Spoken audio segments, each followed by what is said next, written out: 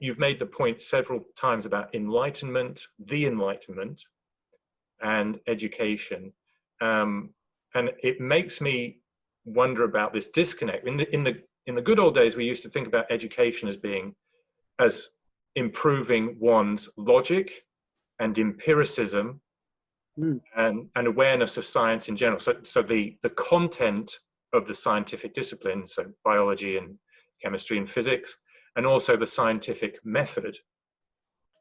And people would be, even in the outside of the hard sciences, people used to be routinely trained in logic and empiricism. That's no longer true. So I'm on record as being very critical of the way logic and empiricism have dropped out of general education. That's essential, yes. Yeah. So I think we've got a problem. I'm just going to pose this to you. You can say, give your own thoughts about this. So I'm not biasing you. I'm just speaking for myself. I think we've got a general problem where education is actually driving the opposite of enlightenment. So we have, say, in the criticism of politics, when the majority has views that the elite or the tyranny of the minority don't like, they say it's the uneducated. If only they were uneducated, if only they were educated, they would not have voted for the populist, or they would not have voted for Brexit. If only they were educated. The trouble is, I don't think our education system is providing the skills we need to make good civically engaged voters, or civically aware, civically minded voters. Our education system is providing not science, or not even the basic skills that lead one to science, but they're teaching the consensus, and they're teaching reductionist views of looking at society in general, particularly politics within my own discipline. So we've got this disconnect, I think, between our education system and what we really want out of our education system in the traditional Enlightenment mode. Well, I'd say there's too much, yes, I'd agree, and I think there's too much ideology in it. I mean, I have a son and he's at school, and I don't like some of the things they are doing with him. There's discussion of gender, which I don't like, and I think ideology should be kept out of education, including universities. It should be, in a sense, banned. They should present both sides of the arguments and teach how to make decisions without ideology. So, Mike, so there's a nice segue there. We need to get to solutions, or at least our prescription. So I'm fairly pessimistic about my prescriptions getting any political take-up this year, but let's try to be hopeful. So how do we change the current problem in science, in education in general, in our political system? You're clearly a really well-read and widely, in an interdisciplinary sense, you're widely thoughtful. So any of those issues, any of those domains, what are the solutions? Well, I think the government should make some sort of statement that ideology has no place in universities and schools, and these institutions have to be severely changed. It's gone way too far. So, as you may know, on Twitter, I've been tweeting such things to Boris Johnson on Twitter, asking for him to make a statement in support of free speech. Yeah. I'm quite optimistic, actually. I think this is all part of the cycle, and that this is, in a sense, society fighting itself to find a stable answer. And once we have found a stable answer, then we'll be able to move forward into a sort of new 1950s, more society for the common good. But I think it starts with freedom of speech and prescribing ideology in education. So let me push you on that. So I agree with you that we need free speech. We do not have free speech. We don't have it in our schools at any level, and we don't have it in our social media.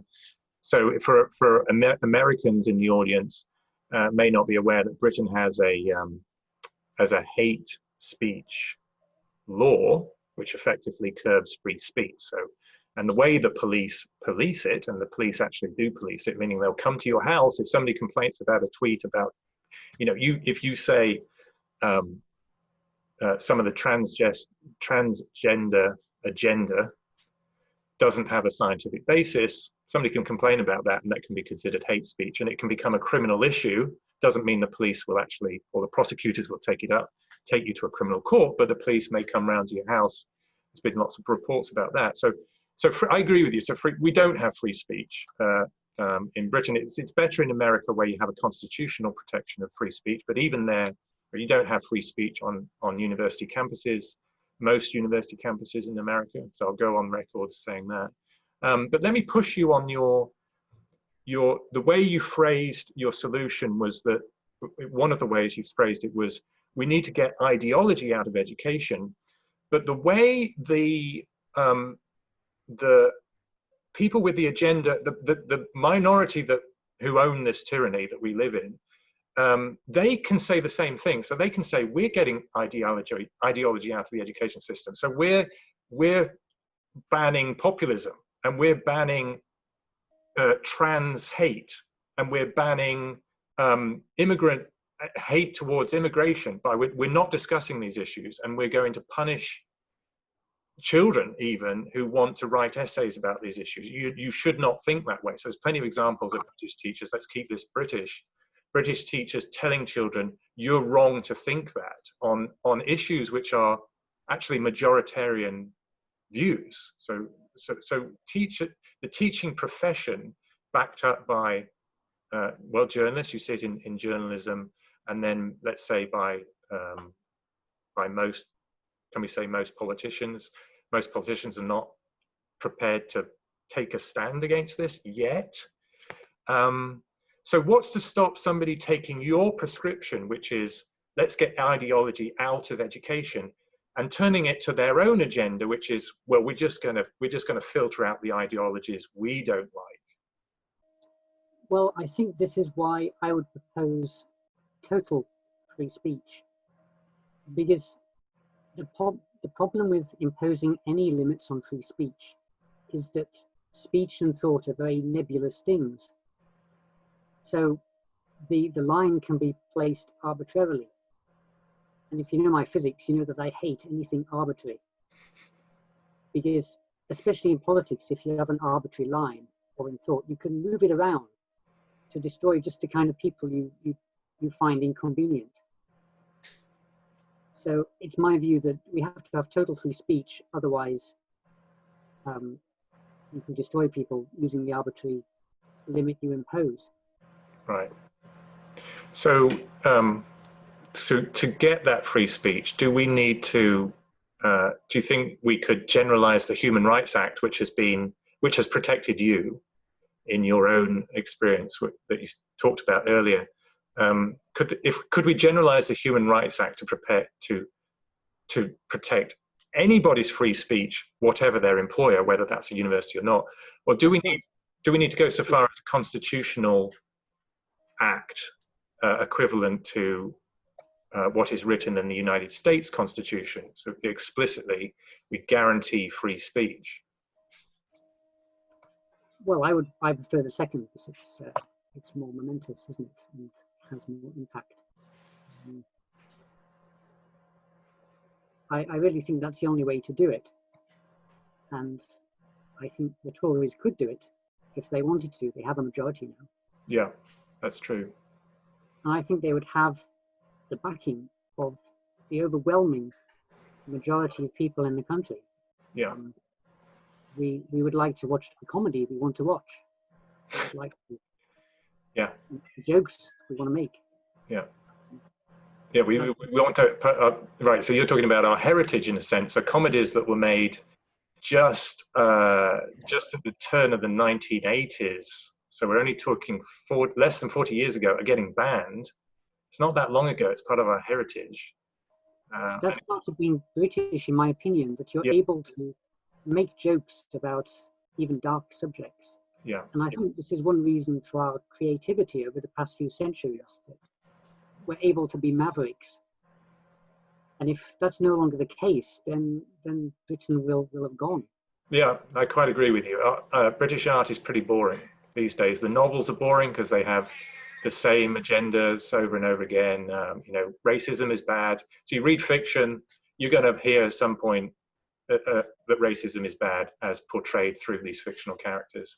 It's the same with our televised comedy and everything. It's pretty boring. So yeah, total free speech is the way. Yeah. My thing. Now, is there anything you would prescribe to help out academics in particular at this time? Yes, well, they could join the Toby Young's Free Speech Union. They were very good to me, and obviously you're a member too. Be aware of the Human Rights Act 1998, because it says specifically that the university has a duty to protect academics and students' free speech. Otherwise, you can take them to court. It's not like that for companies yet, but maybe it should be. It definitely should be. Also, you can also ask, and I was told this by lawyers. There's a particular act, and you can ask for the emails that have been written by your colleagues in the university to see what they are saying about you if you're investigated in this manner. Yes, you would use Freedom of Information Act in that case. Yeah. Also, I should say that don't stay silent. I think the more people that speak up, if everybody spoke up, there would be no problem. Yeah. Yeah, that's a good point, because as I said at the beginning, this is a general problem, and most academics have experienced the curb. Even when they agree with the curb, it's still a curb on their free speech. And a lot more people are being accused of things and being investigated than care to admit it, because that can, even if you survive in your current job, that can ruin the rest of your career in academia. You know, because once it gets out, you tweeted something that wasn't racist, but it gets labeled as racist, and then somebody posts that online, you're done. You know, that's going to be, anytime somebody searches for you and your research, that slur is going to come up in the results. Yeah. So my final question was, you know, I'm a risky scientist. I take risk with science, and I think that's how it should be.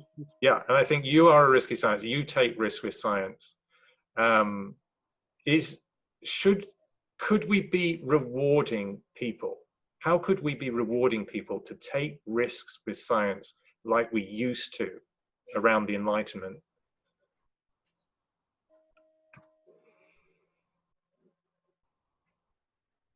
Well, I think we have to bring science back to judging on genuine merit. So I suppose the Nobel Prize is all about that, but there are other prizes as well. People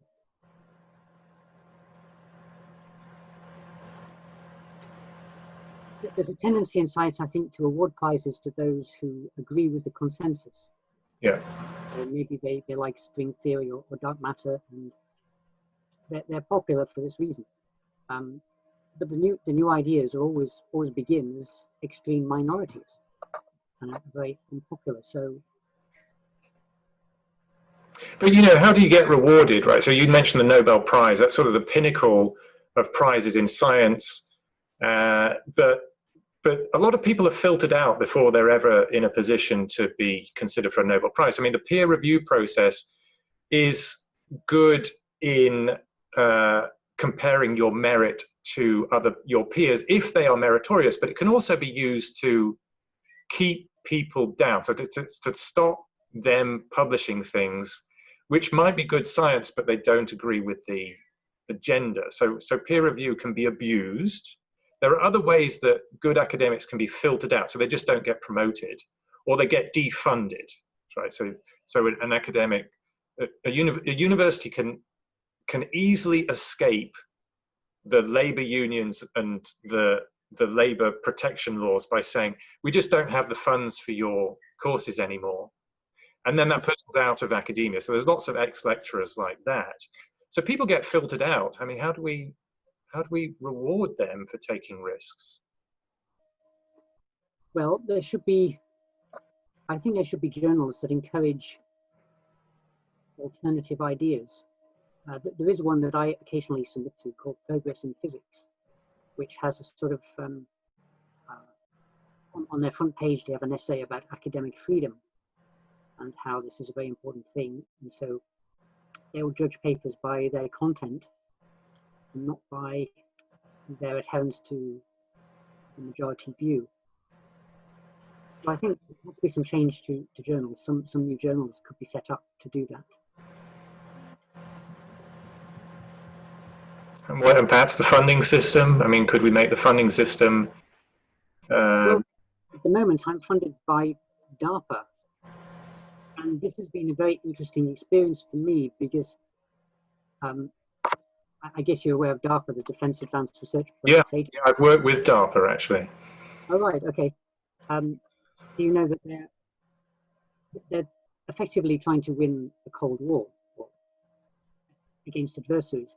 So they're not interested in how popular you are in academia. They're just willing to fund you if you might make the difference in a future war. And although, of course, the war has unethical components, I think this makes them more real than most funding bodies. Yeah. I mean, more realistic or more meritorious. Realistic, I think. There's something about in academia you should have skin in the game. Yeah. There's a famous meme going around about having skin in the game by Nassim Taleb, is it? So, and I think we need to have more of that in academia. So the UK, for example, should set up a version of DARPA, which I think they're trying to do. Yeah, I mean, we should say, so I've done a lot of work for defense departments, including the British, and, you know, you hinted at the pushback against that is that you're helping, you know, DARPA to make war better. But, you know, there's a virtue in that. Is you prepare for war, you can promote peace, and there are lots of defense activities short of war that are good for security and stability and all the rest of it. And most of the best science has actually come from that.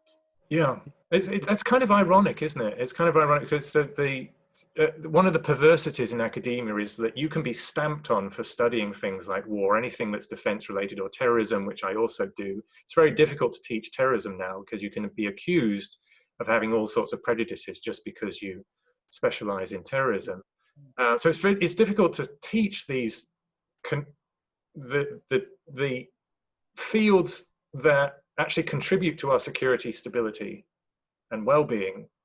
And yet, I've met better scientists in those fields working on applied work than I have amongst their critics. So I think the reason that the defense sciences could be more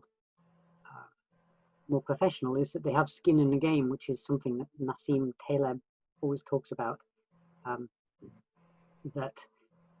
For example, taking my case, I'm proposing that my theory can predict a new kind of thruster, and I can test it in the lab, and I'm either right or I'm wrong.